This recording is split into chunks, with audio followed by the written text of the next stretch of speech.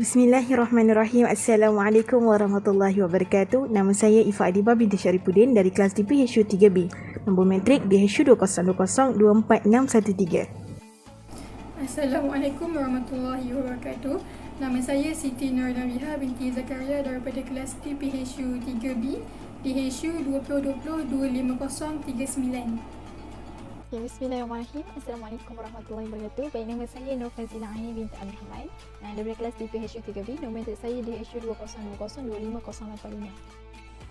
Assalamualaikum, saya Nur Farisha binti Abdul Ghani dari kelas DPHU 3B, DHU 2020-25567. Assalamualaikum warahmatullahi taala wabarakatuh. Nama saya Siti Aisyah Nabilah binti Ahmad Jumari dari kelas DPHU 3B, DHU 2020-25572.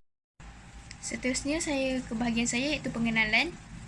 Setiap jemaah haji atau umrah bagi kaum muslim, lelaki ataupun perempuan yang mengenakan pemakaian ihram, mereka dilarang sama sekali memakai bau wangi-wangian sama ada di badan, rambut, janggut atau sebagainya, serta makanan, minuman atau menghidunya yang sampai ke dalam rongga hidung.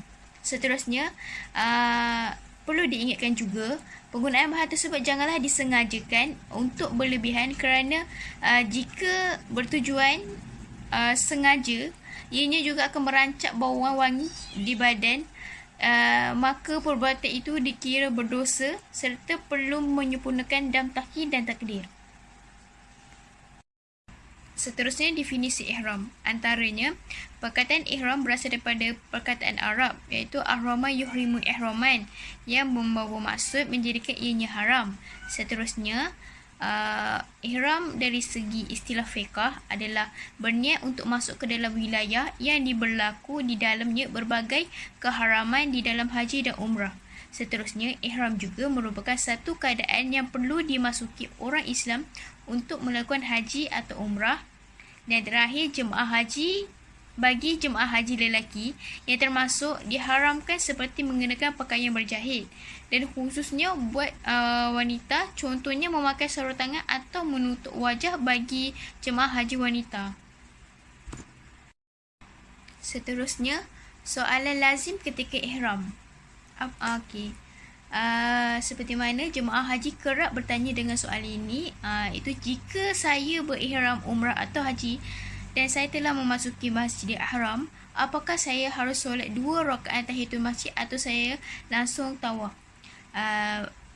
Berdasarkan syariat Islam, apabila kita memasuki Masjidil Haram untuk menunaikan haji atau umrah adalah untuk mewali tawaf, dan cukup baginya untuk 2 putaran tawaf menggantikan solat 2 rakaat tahiyatul masjid. Yang dikecualikan jika ada uzur syar'i yang menghambat dari tawaf ketika masuk Masjidil Haram, maka dilakukan ialah solat 2 rakaat tahiyatul masjid, kemudian tawaf jika hanya dapat dilakukan. Tambahan lagi, jika masuk Masjidil Haram untuk menunaikan solat, ketika iqamat solat, maka kita solat bersama jemaah, kemudian sambung tawaf setelah selesai solat. Seterusnya, saya akan menjelaskan tentang niat ihram haji. Niat merupakan perkara pertama dalam 6 rukun haji. Terdapat 3 jenis niat mengikut ibadah haji yang dilakukan. Pertama, haji ifrad. Haji ifrad ialah haji yang dilakukan apabila jemaah melakukan haji pada bulan-bulan haji dan berniat umrah pada tahun yang sama selepas mereka selesai menunaikan ibadah haji tersebut. Niat haji ifrad, nawaitul hajja wa ahramtu bihi lillahi ta'ala. Kemudian, nawaitul umrata wa ahramtu biha lillahi ta'ala. Seterusnya, yang kedua, haji tamattu, iaitu didahulukan dengan niat umrah kerana mereka melakukan umrah dahulu pada bulan haji dan berniat haji pada tahun yang sama selepas menunaikan umrah tersebut. Niat haji tamattu, nawaitul umrata wa ahramtu biha lillahi ta'ala. Kemudian, nawaitul hajja wa ahramtu bihi lillahi ta'ala. Dan akhir sekali, haji yang ketiga ialah haji qiran, iaitu mereka menunaikan haji dan umrah secara serentak pada tahun yang sama. mereka boleh berniat nawaitul hajjah wal umrata wa ahramtu bihima lillahi ta'ala. Saya akan membentangkan tentang etika pemakaian bagi lelaki dan perempuan dan amalan sunat ketika ihram. Pemakaian bagi wanita ialah sama seperti ketika dalam solat, iaitu menutup seluruh anggota tubuh kecuali muka dan tapak tangan. Disunahkan memakai hand sock dan stokin bagi mengelakkan ternampaknya aurat di kaki dan tangan. Tiada pakaian khusus buat jemaah wanita. Pemakaian bagi lelaki pula ialah memerlukan 2 kain lepas yang berwarna putih yang tidak bercantum, yang dinamakan izar dan rida. Izar ialah kain yang menutup bahagian bawah atau lebih dikenali sebagai kain pelikat. Rida pula kain yang diselempangkan di atas tubuh. Ketika memakai izar, hendaklah prihatin terhadap beberapa perkara seperti menutup aurat, bermula dari pusat hingga lutut. Ketika duduk atau dalam posisi bongkok, pastikan bahagian bawah ihram tidak merendahkan aurat. Yang kedua, kain jangan melebihi buku lali bagi mengelakkan kain ihram terkena kotoran atau najis, dan ia juga merupakan sunnah yang diajarkan oleh Rasulullah. Akhir sekali, memudahkan untuk berjalan dengan cara jangan memakai kain tersebut terlalu ketat bagi memudahkan jemaah untuk melaksanakan ibadah haji atau umrah. Seterusnya, amalan sunat ihram. Terdapat 3 waktu amalan sunat ihram, iaitu amalan sunat sebelum, semasa dan selepas ihram. Amalan bagi sebelum niat ihram ni mahu kepada persiapan atau penyucian diri sebelum melaksanakan ibadah haji atau umrah. Firstly, taubat dan meminta ampun kepada Allah atas segala kesalahan dan dosa. Dan potong kuku, kaki dan tangan, mencukur atau membuang bulu ketiak, ari-ari dan sebagainya, kecuali alis mata dan bulu yang diharamkan bercukur atas bulu kaki atau tangan. Seterusnya, mandi sunat ihram. Mandi sunat ihram ni sama macam kita mandi wajib, dan seterusnya berwuduk dan bersiap. Disunatkan berpakaian putih dan memakai wangian di badan. Bila dah yakin suci dan bersih and ada waktu lapang, bolehlah tunaikan solat sunat ihram 2 rakaat. Dah selesai amalan sebelum, boleh buat amalan sunat semasa ihram pula, iaitu berniat menghadap kiblat dan dalam keadaan berwuduk. The last one, amalan selepas berniat, iaitu jemaah disunatkan bertalbiyah, berdoa, berzikir dan membaca Al-Quran serta mengelakkan diri dari berbual kosong dan lara. 13 perkara larangan dalam ihram terbagi kepada 2 jenis, iaitu yang pertama jenis tarafuh dan yang kedua ialah jenis itlaf. Mari kita mengenal apa itu jenis tarafuh dan apa itu jenis itlaf. Antaranya jenis tarafuh, iaitu bersuka, berseronok dan berhias. Perkara ini adalah seperti menutup kepala bagi lelaki, pakaian bersarung bagi lelaki, menutup muka bagi perempuan, sarung tangan bagi perempuan, bau-bauan bagi lelaki dan perempuan, minyak di kepala dan janggut, mukadimah ijma', bersetubuh dan nikah kahwin. Perkara larangan ini sekiranya sengaja ianya berdosa dan dikenakan dam, tetapi apabila tidak sengaja ianya tidak berdosa dan tidak dikenakan dam. Bagi jenis itilaf pula ialah menggugur, menghilang, merosak dan binasa. Ia akan mengakibatkan binasa. Antaranya ialah rambut atau bulu di badan yang gugur, memotong kuku, memburu dan membunuh binatang buruan, menebang, mencabut pokok atau tumbuh-tumbuhan. Perkara ini sekiranya sengaja ianya berdosa dan dikenakan dam. Sekiranya tidak sengaja tidak berdosa, akan tetapi ia dikenakan dam. Okay, bismillahirrahmanirrahim. Okey, baik. Saya akan teruskan lagi pembentangan. Okey, saya akan mengulas mengenai hukum memakai wangian ketika dalam ihram. Okey, maupun lelaki ataupun perempuan, hukumnya haram memakai wangian ketika ihram. Okey, ini adalah larangan dalam ketika dalam ihram lah. Okey, sekiranya jemaah melanggarnya, maka mereka wajib membayar fidyah. Okey. Okey, dia haram ketika dalam ihram lah memakai wangian. Tapi kalau nak pakai wangian sebelum atau selepas ihram disunatkan. Tapi ketika dalam ihram jangan pakai wangian lah. Okey, sebabkan hukum ini banyaklah persoalan-persoalan yang telah ditujukan dan akan dirujuklah melalui pendapat-pendapat para ulama. Okey, antara persoalannya adalah ni ada seorang menanyakan soalan kepada ustaz lah. Okey ustaz, jika saya sedang dalam ihram dan saya terguna sabun tangan dalam hotel, adakah saya kena bayar dam? Okey, saya benar-benar terlupa dan setelah teringat, alhamdulillah, tangan saya tidak berbau wangi. Mohon pencerahan ustaz. Okey, ustaz tu menjawab, menggunakan sabun walaupun yang berbau dengan tujuan untuk membersihkan tangan atau anggota yang lain daripada kotoran, maka tidak dilarang. Okey, maknanya kita nak pakai sabun tu untuk bersihkan, so tak dilarang lah. Maknanya hukum tu tak jatuh haram lah. Okey, sebab kita bertujuan untuk membersihkan, bukan untuk mewangikan. Okey, itu antara soal. persoalan lah. Okay, seterusnya soalan lagi satu ialah, apakah hukum seorang dalam ihram memakai ubat gigi, minyak-minyak ubat dan sabun mandi yang berbau wangi? Okey. Jawapannya, hukumnya adalah haruslah. Harus walaupun jika bau wangi, kerana penggunaannya bukan untuk bau wangi. Dia hanya untuk menyegarkan atau membersihkan sahajalah. So hukumnya adalah harus. So tak dijatuhkan hukum haram lah terhadap benda macam ni. Okay, next.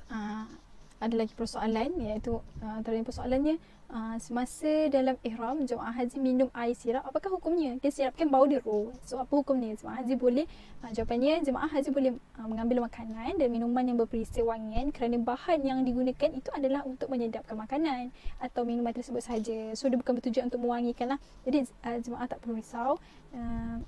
Bolehlah, tak dilarang lah nak ambil makanan atau minuman yang sebegitulah. Okay, seterusnya antara soalannya, apakah hukum seorang berada dalam ihram menggunakan tisu lembap yang tertulis kat situ tidak wangi? Okay, jemaah haji boleh lah. Maknanya dia bolehkan semasa berada dalam ihram lah pakai tisu lembap yang tidak wangi. So kena alert lah sikit, mana jemaah kena alert, tengok tisu basah yang nak beli tu janganlah wangi. Okay, sebab kadang kita tak perasan ke, sebab banyaknya tisu basah dia memang wangi. Okay, poin yang seterusnya, saya akan kongsikan mengenai pendapat para ulama mengenai memakai wangian lah ketika dalam ihram ni. Okay, so dalam masalah ini para ulama berbeza pendapat. Menurut mazhab Syafi'i dan Hanbali, orang yang dalam keadaan ihram boleh saja mandi dengan sabun. Tapi menurut mazhab Hanafi tidak boleh. Sedangkan mazhab Maliki pun membolehkan mandi hanya untuk menyanggakan badan dan bukan membersihkannya sahaja. Hal ini sebagaimana dimukakan oleh Wahbah Az-Zuhaili dalam kitab Al-Fiqh Al-Islami wa Adillatuhu. Okay, apa yang kita dapat simpulkan dalam perbahasan lah, perbezaan pendapat ulama ni. Okay, sekiranya kita sengaja pakai, maka hukumnya haram dan wajib membayar fidyah.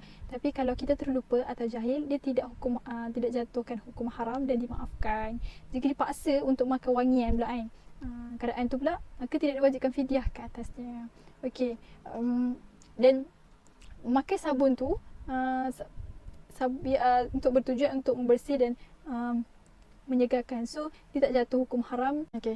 Okay, memakai sabun ketika dalam ihram atau wangi-wangian yang berkaitan lah, sejenis sabun tu, sejenis barang-barangan tu, okay, dia haruskanlah, tak dilarang lah, sebab dia bertujuan untuk membersihkan kotoran atau menyegarkan. Okay, bukan untuk mewangikan. Okay, tapi jika sebaliknya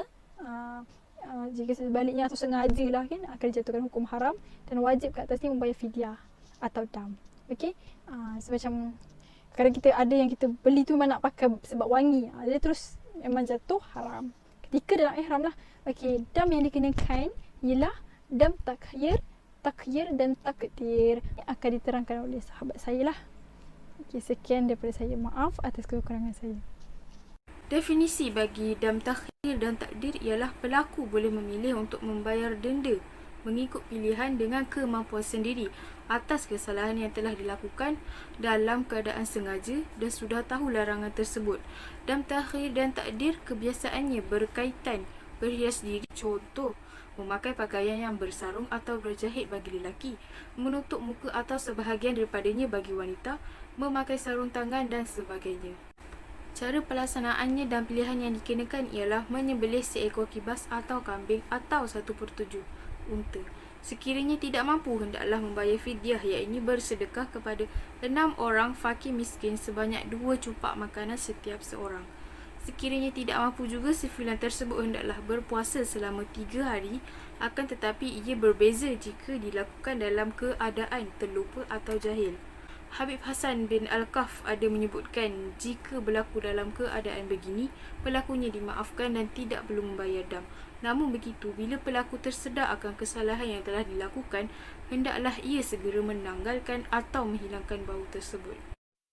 Memakai wangi-wangian ketika dalam ihram merupakan perkara yang dilarang dan perlu dikenakan dam. Namun, isu memakan makanan yang wangi seperti cengkeh menjadi satu persoalan. Menurut kitab Al-Takrirat As-Sadidah, Kisum Ibadah, jika bahan-bahan yang dimakan itu untuk tujuan perubatan, membersihkan diri dan untuk menyedapkan makanan, maka ia tidak diharamkan dan tidak dikenakan dam walaupun bahan-bahan itu berbau wangi. Contoh lain seperti memakan sup atau meminum air sirap juga tidak dilarang dan diharamkan.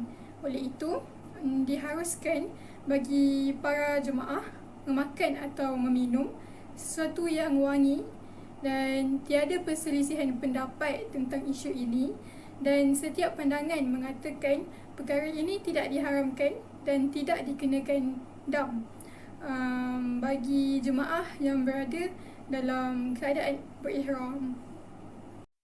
Selain itu, isu pemakaian barangan kosmetik semasa ihram seperti bedak, gincu, lotion pada asalnya adalah harus selagi tidak berlebih-lebihan. Namun perkara ini juga dibincangkan dalam Irsyad Al-Fatwa siri ke-400.